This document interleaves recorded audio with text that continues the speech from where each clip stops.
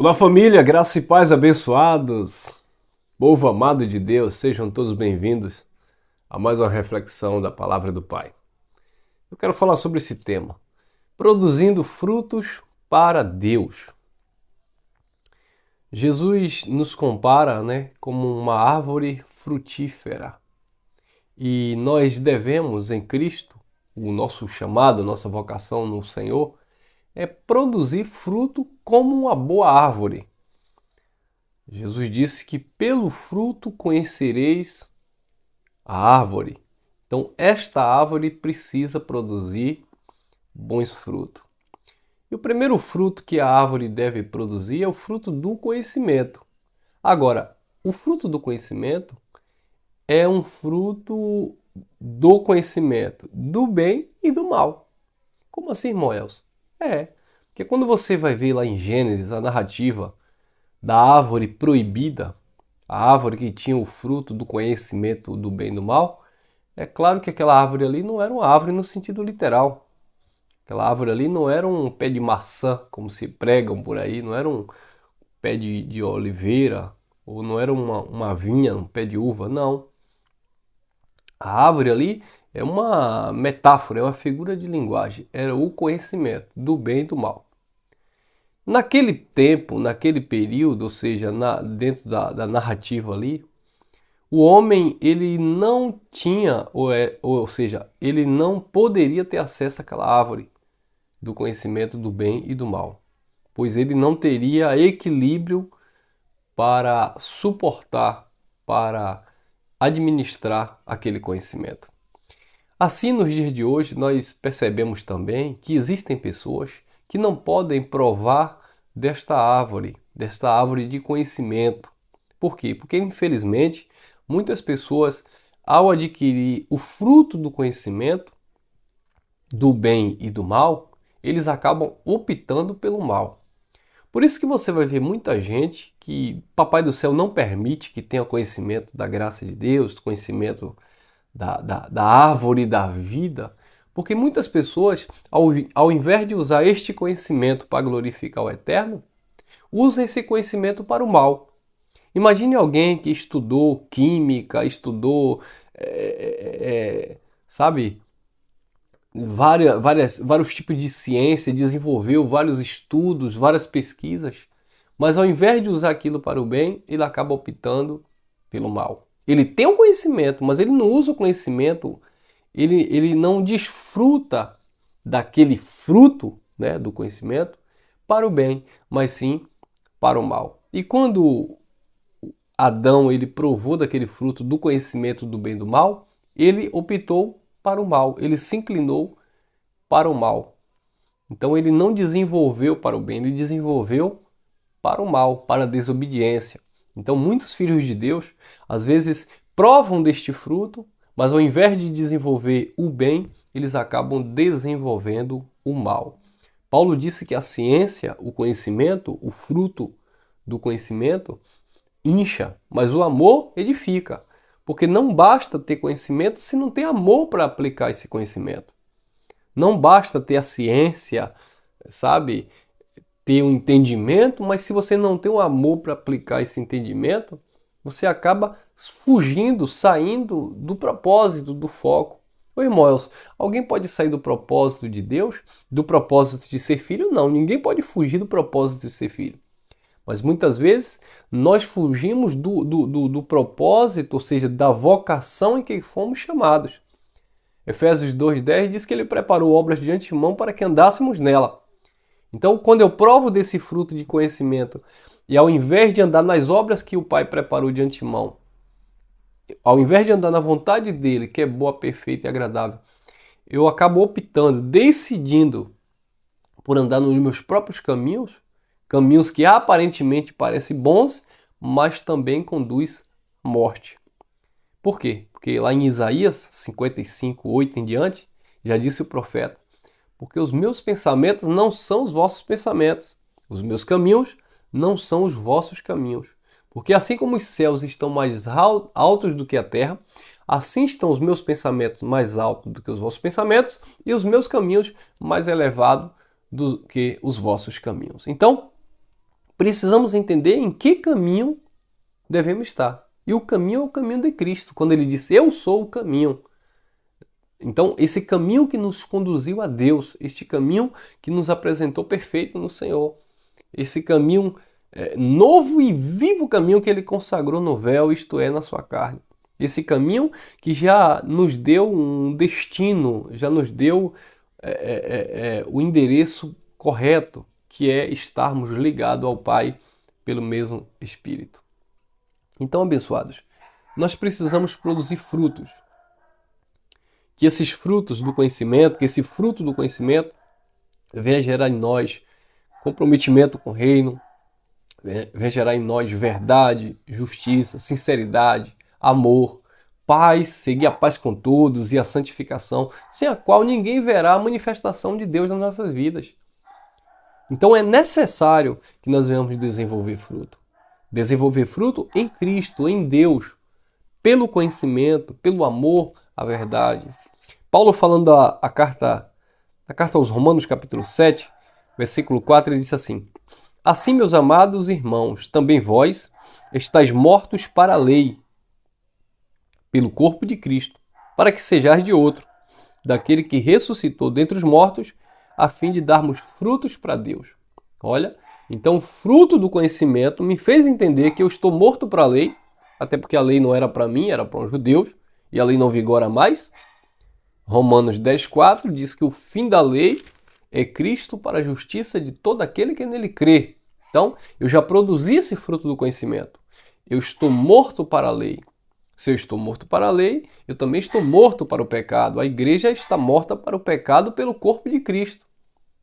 Então, Cristo resgatou a igreja da lei, de debaixo, aliás, resgatou da lei não, resgatou do pecado. E o pecado era a transgressão da lei. Então, abençoados, hoje as obras da carne, que caracteriza erro, pecado não de conotação bíblica, mas de conotação humana, dentro do nosso contexto, nós precisamos neutralizar as obras da carne e passar a dar frutos para o Espírito. Paulo fala na carta aos Gálatas, no capítulo 5, no versículo 16 em diante, ele diz que há uma luta constante entre a carne e o espírito, e estas se opõem um ao outro. Claro que dentro do contexto, a carne ali inserida ali no contexto, estava falando naturalmente da atividade carnal que havia debaixo do primeiro pacto. A culpabilidade, sabe? A condenação que havia debaixo do primeiro pacto. A maldição que havia debaixo do primeiro pacto. Romanos 6,14 diz que o pecado não terá domínio sobre vós, porque vocês não estão debaixo da lei, estão debaixo da graça. Então, isso é mais um motivo para eu gerar frutos para Deus. Eu estou debaixo da graça de Deus, eu preciso dar frutos em graça. Pecaremos, pois, Romanos capítulo 6, versículo 1, pecaremos, pois, porque não estamos debaixo da lei e debaixo da graça? De maneira alguma. Se eu já morri para o pecado, como é que eu vou pecar? Como é que eu vou viver em pecado? Não. Eu não posso viver em pecado. Muitos filhos de Deus vivem na desobediência. Muitos filhos de Deus vivem e optam em viver no erro. Por quê? Porque deixam de seguir a palavra do Pai, a direção do Pai, a direção do Espírito para viver a sua própria vontade. E nós precisamos viver a vontade dele, que é boa, que é perfeita e que é agradável. Então, o texto diz: e assim, meus amados irmãos, também vós estáis mortos para a lei, pelo corpo de Cristo, para que sejais de outro, daquele que ressuscitou dentre os mortos, a fim de darmos frutos para Deus. Eu passei muito tempo da minha vida dando fruto para a religião, sabe? Eu passei muito tempo da minha vida achando que o fruto que eu tinha que dar era o fruto que o pastor exigia, que o pastor dizia que tinha que dar. É assim, é assado. Mas eu não entendia no meu espírito que o fruto ele tem que partir de mim, da minha vida para com Deus. Eu preciso produzir frutos. E produzir frutos aqui não é eu praticar uma obra na igreja, não é eu ir evangelizar não sei aonde, na África, não é... Não, isso aí é uma obra de evangelização. Não tem nada a ver com dar fruto. O fruto é algo muito pessoal. Tem gente que pratica essas obras missionárias, tá? não estou generalizando, claro que não, mas não tem vida com Deus no sentido de dar fruto para o Senhor. Não desfruta do reino de Deus, que não é comida, não é bebida, mas é paz, justiça e alegria no Espírito Santo. Então, existem muitas pessoas que, embora tenham esse conhecimento, mas não têm dado fruto positivo no sentido de glorificar o Criador. Então, meus amados, que tenhamos esta consciência, que a nossa mente venha estar renovada para gerar fruto para Deus e não se conformar com este mundo no sentido de não nos moldar aos padrões, cultura e sistema da vida. Olha o que disse Paulo aqui mesmo no capítulo 12, da carta aos Romanos. Paulo disse assim: rogo-vos, pois, irmãos, pela compaixão de Deus, que apresentei os vossos corpos como sacrifício vivo, santo e agradável a Deus, que é o vosso culto racional. Ó, os vossos corpos como sacrifício vivo, santo e agradável a Deus. Isso é dar fruto para Deus, que é o vosso culto racional. E não sedes conformados com este mundo, com este século, mas sejais transformados pela renovação do vosso entendimento, para que experimenteis qual seja a boa, perfeita e agradável vontade de Deus. Olha aí. Então, como é que eu vou experimentar da boa, perfeita e agradável vontade de Deus? Quando eu gero esses frutos que procedem do Espírito de Deus na minha vida. Paulo falando também a Tito, capítulo 3, isso, Tito capítulo 3, no versículo 14, diz assim: e que os nossos aprendam também a aplicar-se as boas obras nas coisas necessárias para que não sejamos infrutuosos. Ó, então, nós precisamos nos aplicar às boas obras do Espírito, às boas obras de fé, para que nós não sejamos infrutuosos. Você não pode ser como aquela figueira que Jesus avistou e quando foi procurar o fruto, não tinha fruto. Tinha muita folha, mas não tinha fruto. Ô irmão, mas o texto diz que Jesus sabia que não era época de fruto. Jesus sabia, e por que Jesus foi lá? Jesus não precisava ir lá, ele sabia que não era época de fruto. Mas ele foi lá para dar um exemplo, que aquilo ali era uma mensagem. Ele queria apontar ali para os fariseus, que se vestiam, que se ornamentavam, que se embelezavam religiosamente, que estavam ali todos caracterizados de homens de Deus, mas eram sepulcro caiados, eles não davam frutos, sabe? Eles colocavam um jugo desigual, um peso sobre os ombros das pessoas, e eles mesmos não moviam nem com o dedo, mas ele queria que as pessoas carregassem aquele peso, aquele fardo. Então, eles se vestiam religiosamente falando, eles estavam ali, sabe, diante dos homens como santarrões, sabe, com as suas vestes lá nos pés, com seus ornamentos, com seus filactérios, sabe, com as suas características religiosas ali intacta, tudo aparentemente alinhado, mas os corações estavam longe de Deus. Esse povo me honra com os lábios, mas os seus corações, a sua mente, eles não dão fruto para Deus. Foi isso que Jesus falava. E aquela figueira representava aqueles fariseus, aparentemente por fora, né, bem vestidos, mas por dentro era um sepulcro caiado. E Jesus chegou, levou aqueles discípulos lá e ele foi lá procurar o fruto. Ele sabia que não tinha fruto. Jesus sabe que fariseu não dá fruto. Jesus sabe que religiosidade não dá fruto.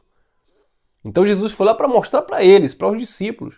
E aí Jesus foi lá e com fome, cadê o fruto? Não tinha, só tinha folhagem. Aparentemente, o aspecto era de algo que estava vivo, que estava ali aparentemente frutífero, mas não tinha nada. Aí Jesus amaldiçoou para que eles não dessem, para que aquela figueira não desse mais fruto. Assim aconteceu com os fariseus, eles não davam mais fruto. E aí, João Batista lá no deserto, no Jordão batizando, ele disse: raça de víbora, quem vos ensinou a fugir da ira vindoura? O machado está posto à raiz da árvore. Toda árvore que não der fruto, bom fruto, será cortada e lançada no fogo. Árvore que não dá bom fruto, porque tem árvore que dá fruto, mas fruto podre, fruto estragado. Qual tipo de fruto que você tem dado? Você que conhece o Evangelho da Graça, nós que conhecemos o Evangelho da Graça de Deus, qual o tipo de fruto que nós temos dado? Nosso chamado é para dar frutos, sabe? Frutos da justiça, da verdade, do amor, da sinceridade, da compaixão, da comunhão, da misericórdia. Então esses são os frutos do Espírito. Esses são os frutos que devem estar na vida, na mente dos filhos de Deus. Que você fique com essa reflexão e que seja uma responsabilidade de cada um, sabe? Produzir frutos. Frutos que venham glorificar o Pai, frutos que venham exaltar o Criador, sabe? Frutos que mostrem para as pessoas o caráter transformador da graça de Deus em nossas vidas, a mudança, sabe, de atitude, de direção, a convenção, sair de um lugar errado e caminhar no caminho correto do Pai.